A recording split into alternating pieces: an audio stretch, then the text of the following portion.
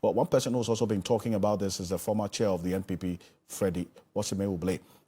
He's been sharing his thoughts with my colleague, Beatrice. Take a look. It depends on the strategy. It depends on what he wants to achieve later on.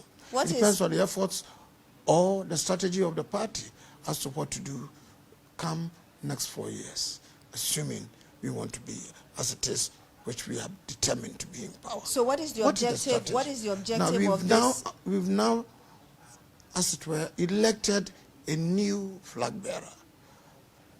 Maybe the change, I'm not saying so, but maybe the change is part of the strategy to ensure that our breaking the eight. So what you're saying, my understanding is that eventually you agree with, or you're actually taking the same path that the current flag bearer criticized the former president for, because in 2016 he has not, so far I'm concerned, he has not criticized the president. Please, I don't agree with you that the vice president and our the current flag bearer, yes, had criticized the president. He hasn't. No, I'm not talking about President Akufo-Addo. I'm talking about former President John Mahama. He's actually doing the same thing that he criticized the former President John Mahama for.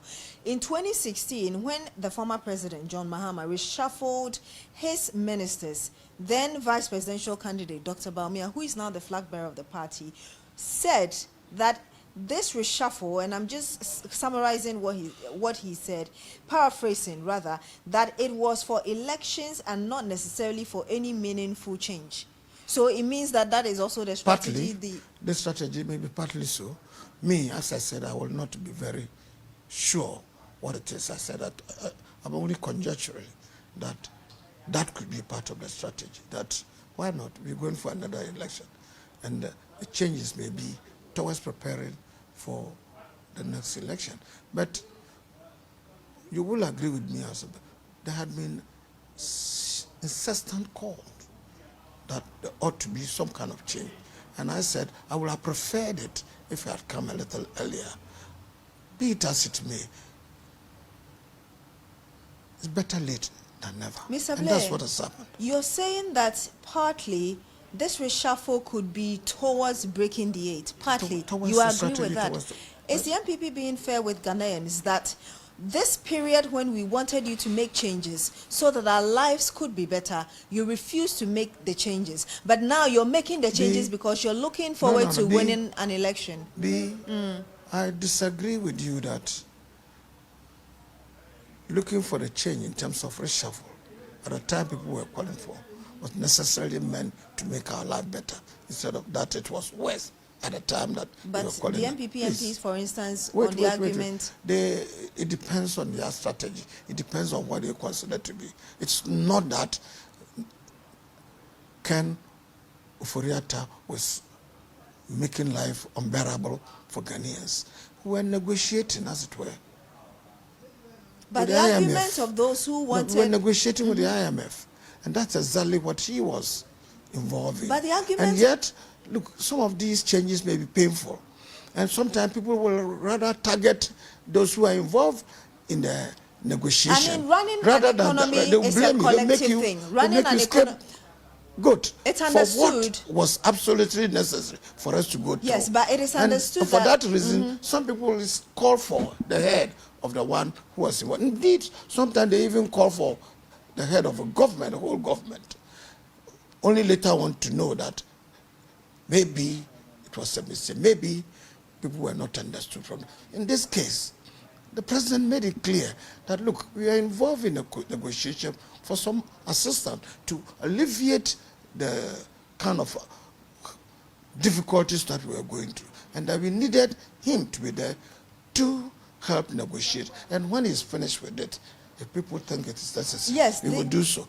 Now, I find nothing wrong with that. But if you interpret it to mean that because of the call, it means for him to leave so that life will be better for Ghanaians, you seem to suggest that him, as an individual, was punishing this country. You see, the argument of critics is that in as much as the finance minister individually is not solely responsible for the economic quote-unquote mess, as critics call it. I refuse to say that economic mess. Please, what I'm saying is we had challenges. There were difficulties we were going through.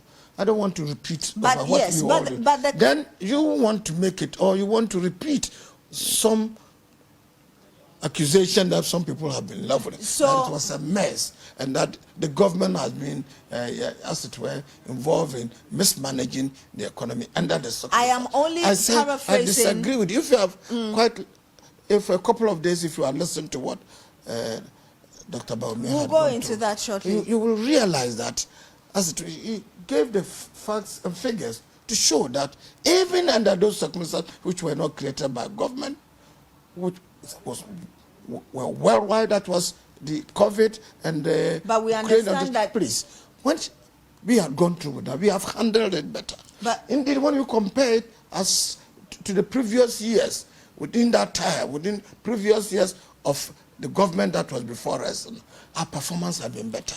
These are facts that you can't run away But with. Mr. Blay, from. these are and facts, if you but want at to the make it same look time- like as if, in spite of what had happened, you want to blame government and consider it to be a mess, it's an opinion But you that's not see, very at fair. the same time that you establish the other side of the facts, the other side of the facts is also that there were a lot of borrowings that were made in anticipation that we're going to make monies from our oils and other things that we export. But eventually, because COVID struck, then it Now, exposed I don't remember really... that we were borrowing, that we were going to make so much money from our oil. At the time COVID struck, Ghana had not borrowed because, as far as I remember, we piled up our debt. Before COVID broke out, the economy was performing very well. Ghana was among the most touted countries that are doing very well in terms of its development, fast-growing economies, particularly among the third world countries. And Ghana was among it, the leading ones. But of course, nobody expected COVID. Although some of you may argue that we should not even blame COVID for whatever problems that we encountered. The world faced it. A lot of economies faced it. And difficulties were all over, even among the developed countries. I remember all those things, but what will be your argument? But I just also...